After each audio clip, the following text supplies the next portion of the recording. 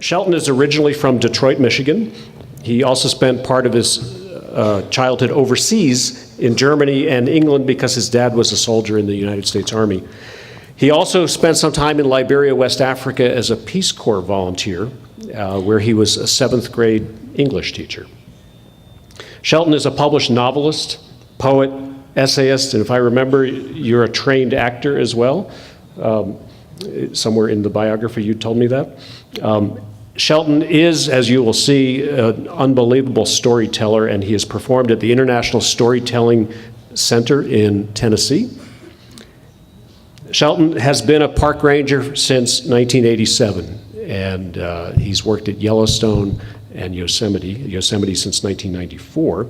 He's very well known. Many of you recognized his face when he came in last night for his work on the seminal film that the American filmmakers Ken Burns and Dayton Duncan made in 2009 called The National Parks. Award-winning film. It was just re-shown on American television over 5 nights just a few weeks ago in honor of the American Centennial. Shelton had a wonderful role in that, and he's very well known inside and outside the Park Service because of that. Much to the chagrin, he tells me sometimes, of the other rangers and supervisors at Yosemite National Park. Shelton will be performing tonight in his Buffalo Soldier role as part of our American Cultures Night, and that is a remarkable thing that he's done. He has turned that story, that play he has done, into a film for PBS, public broadcasting television in the United States as well. But because he's doing Buffalo Soldier work, which he'll tell you about, Shelton made it a point to go to the Yosemite Horse Patrol School so that he actually had some credibility about horse patrol and soldiers. So he is my friend. He is a National Park Ranger. He is a member of the Association of National Park Rangers. And Shelton will be talking from his unique ranger perspective about connections. And his talk is entitled, With Gaia's Guidance, A World Without Borders. Shelton.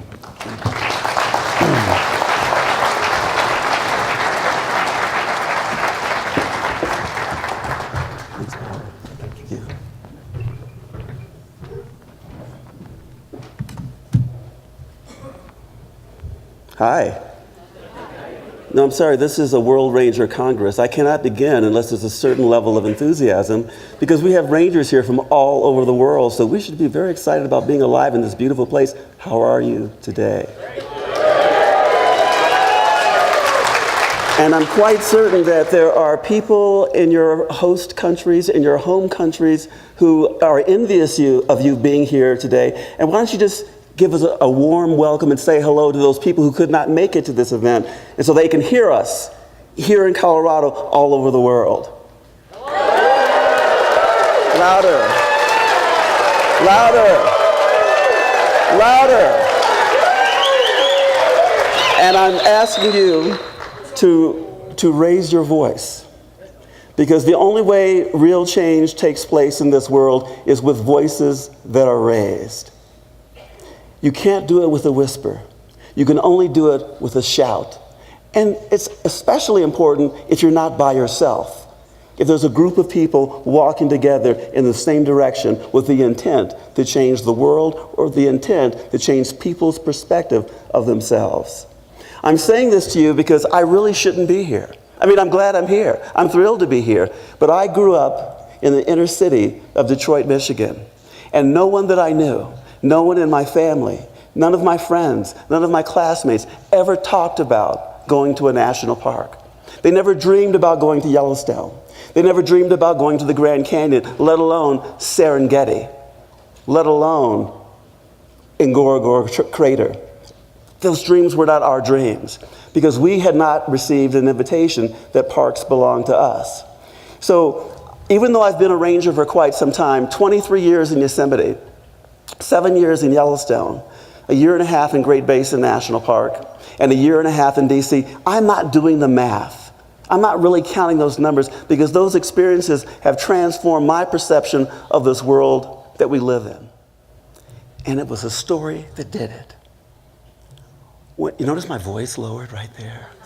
Because this is where it really gets interesting. You see, when I arrived in Yosemite, which is the third oldest national park in the United States after Yellowstone and Sequoia, I found out from a peer that there were people who looked like me who had protected the park 100 years ago.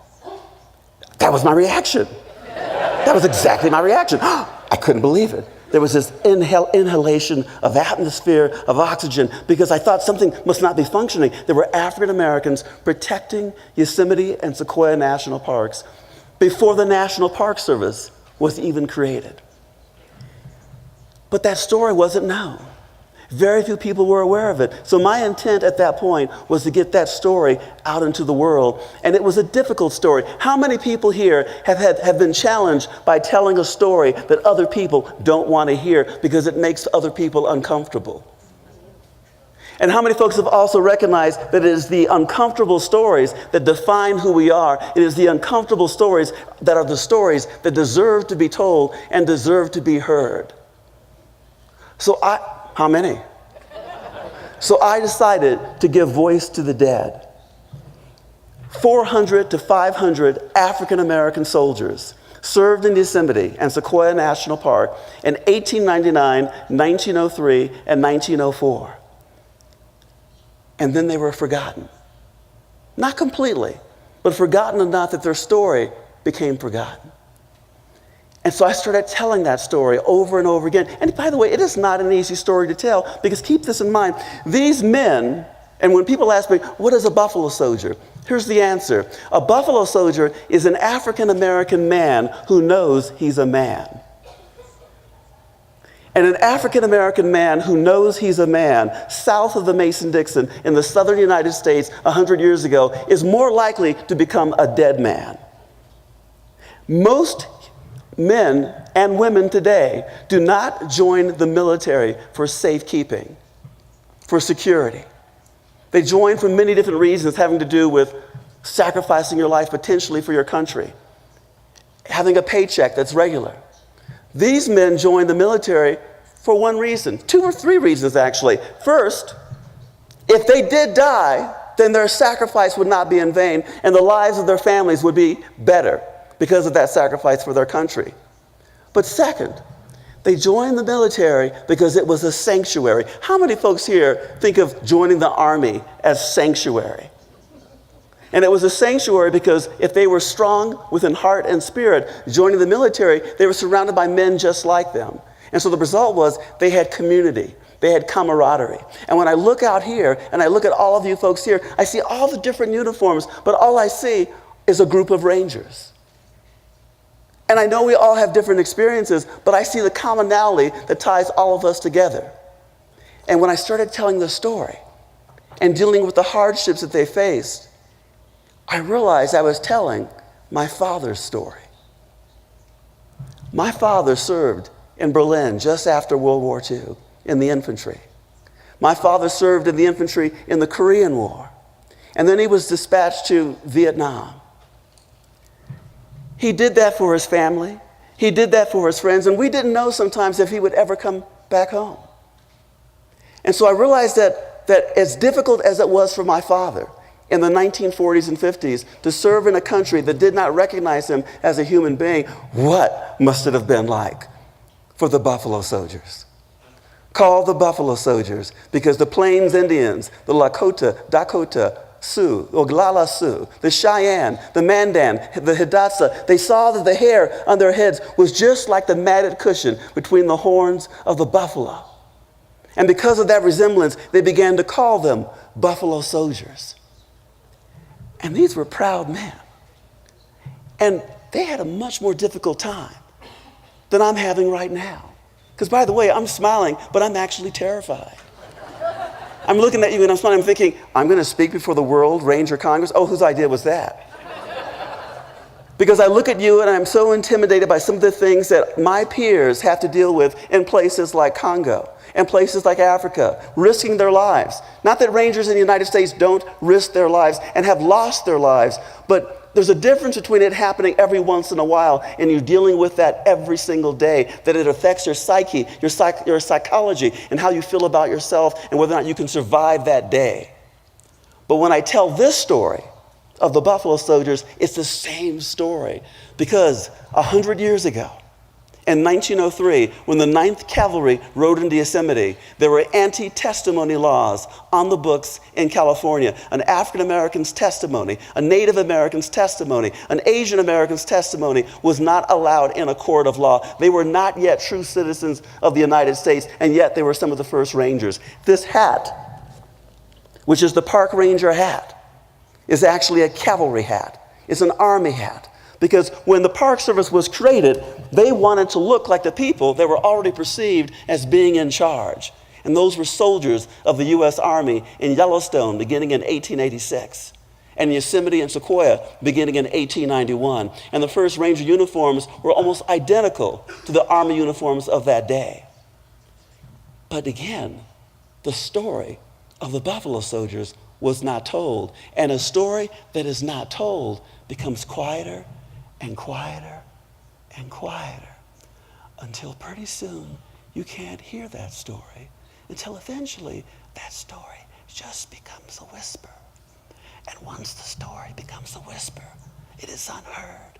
And that which is unheard goes silent, and the dead become silent, and their voices become silent, and all the memories of those 500 men disappear, and it was as if they were never there.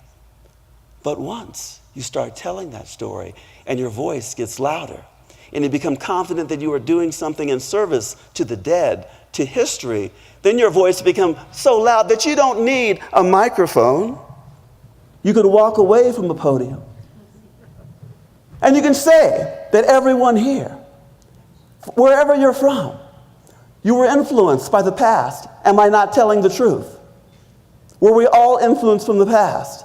We're all influenced by stories. How many folks here listening to me right now have a story that drove them to wear the uniform you're wearing right now? How many of you had a role model or someone in your own past that said, I want to do that, I want to become that? And more importantly, how many of you love the earth? And how many of you love the parks that you're from? To such a degree, you don't think of it as a park, you think of it as your home. You think of it as this place that defines who you are as a human being. It is a mirror that reflects your own spirit. That is what Yosemite has become for me. And that is what happens when you are open to the beauty of this world. So for me, everyone who enters Yosemite experiences Yosemite entering them. And you can tell when they're in these places because they all look like this.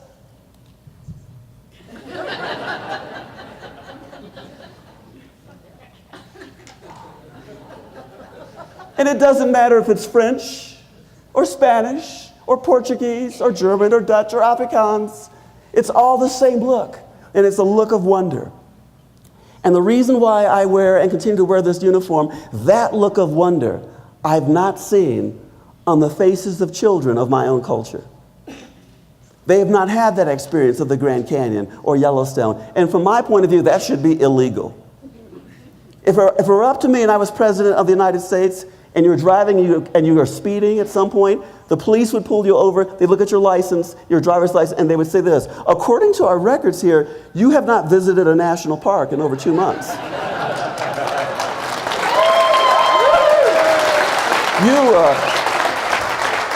Sir, you may seem like a perfectly nice person, but that's illegal here in the United States.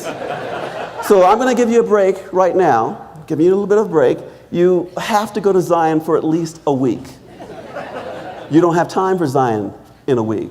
All right, okay, then you can go to Bryce for 4 days. When do you need to leave?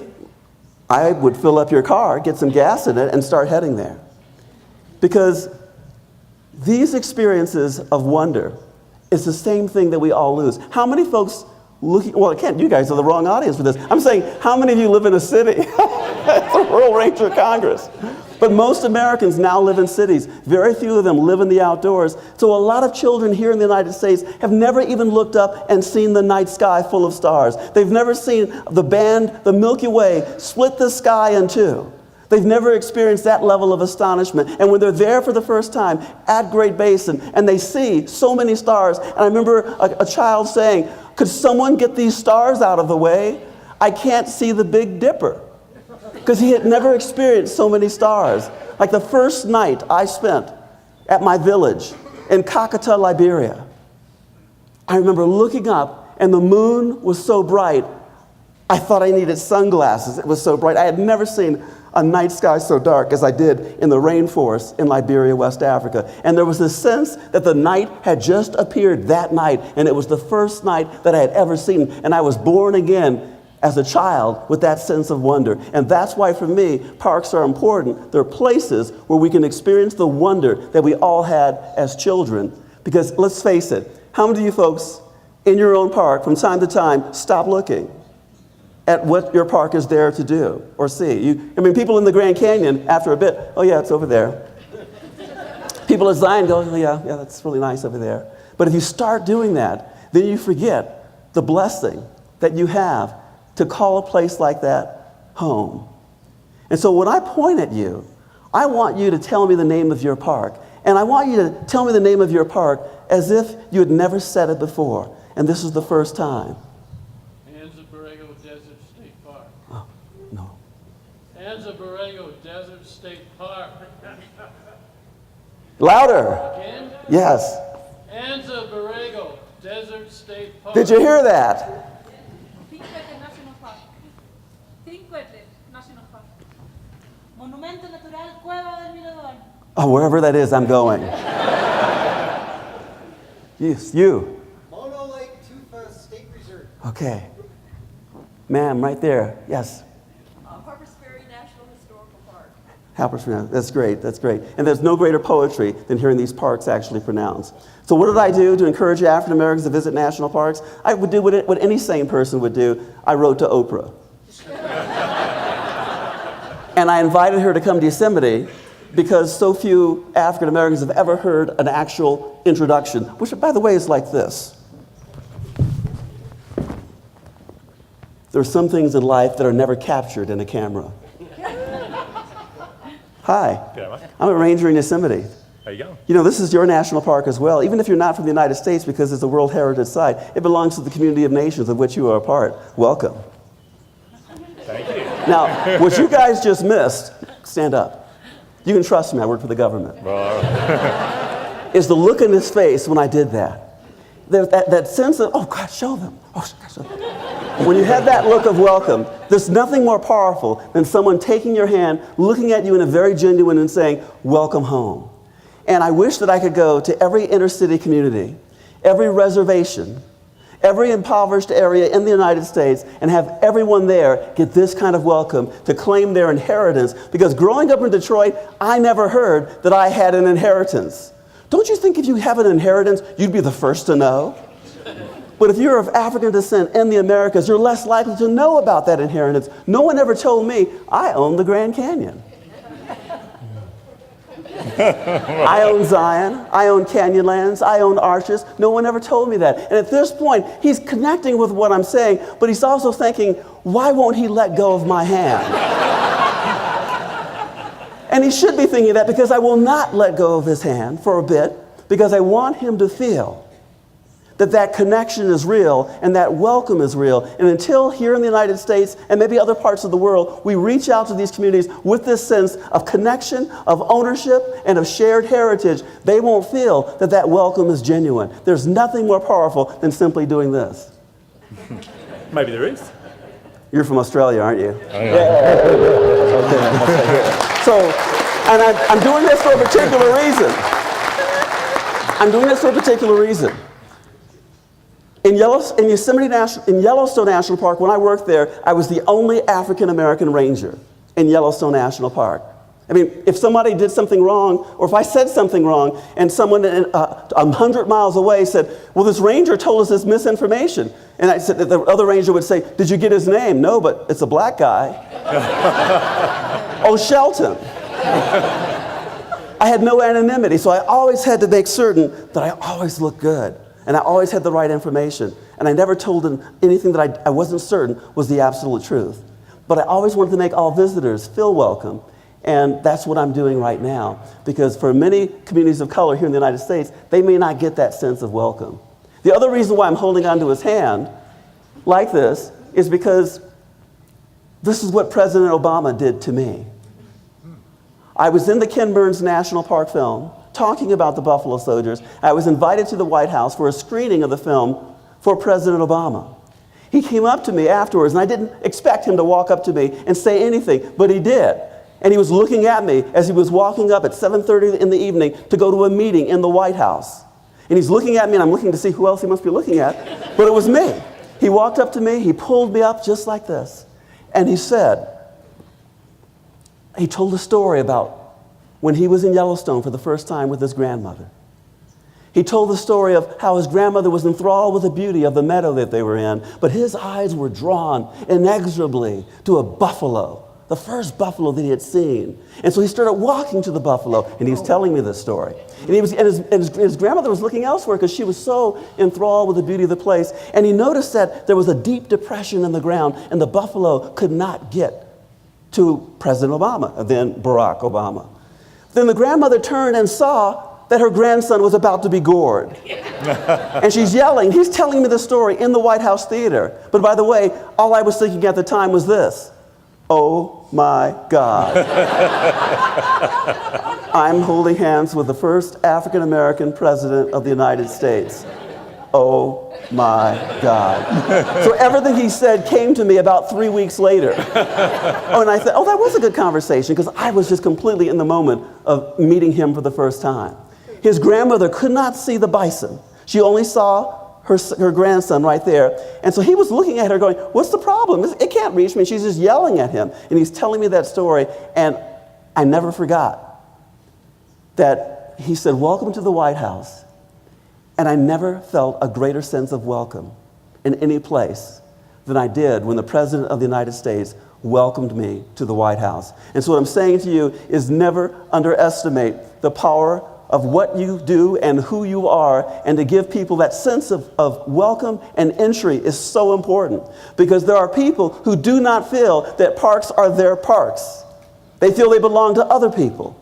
And so if you can pull them in like this, and smile and hold onto their hands and let them go. I'm not letting go, because you never let go of the national park idea, because it's in your blood, it's in your spirit, it's in your eyes, it's in your heart, it's in your soul. All I am as a ranger is a caretaker. I work for you. I work for the public. I work for the future. I work for history. Mm-hmm. Like all of us.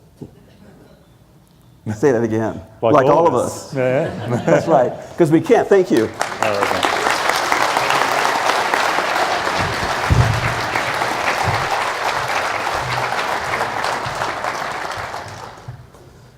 But one thing to keep in mind. How many countries are here? 63. How many languages are spoken here? And how many of you folks feel that your national park is fully entrenched in your country and your nation? We just saw the beautiful flag ceremony that was right there just a short time ago. But you know what I was thinking at the time? I was thinking of one particular person. I was thinking of Neil Armstrong, who with the Apollo mission walked across the Sea of Tranquility. And I remember him talking about Earthrise, the Earth rising up over the edge of the lunar surface, above the curvature of the Earth. And he looked out, and he could put his thumb up, and he could put his thumb up, and he could blot out the entire Earth. That everything we know, all of us, all our countries, all our nations, are invisible from outer space. So our park boundaries are invisible, our national boundaries are invisible, which means that everyone here in this room works in the same national park. That same national park could be called Terra National Park or Earth National Park. And from my point of view, all we have going on here today is a very large staff meeting. And you are all representatives of districts within that national park, which is the planet itself. Because are we not here for the business of saving the earth? Saving rainforests, saving deserts, saving landscapes that we love. And so all of us are doing the exact same mission, chartered with the exact same mission, but we need to stop thinking of ourselves as being isolated and alone, because I experienced that, and there's no greater isolation than feeling that there's no one there. And that is why the Buffalo Soldier story is so powerful, because each man knew that the man next to him would stand in front of him and take a bullet meant for him, which meant that man was his brother. And every person I see here is part of my family. And if we all begin to think of ourselves as one family of rangers working in the same park that is this planet, I think we can work more effectively, because you know what? These meetings don't happen very much. I mean, 3 years? What if we had this every other week and someone else paid for it? That would be great. So I want to thank you for being here, but what I encourage is this sense of working together. But I encourage more the sense of seeing the world in a completely different way, because the national park idea, more than anything else, was a new way of looking at the world. But we can build on that to a better vision, a clearer vision that is embracing of all humanity, all living things, and there's no separation between that which is alive and that which is non-living, because one is a foundation for the other. So thank you very much.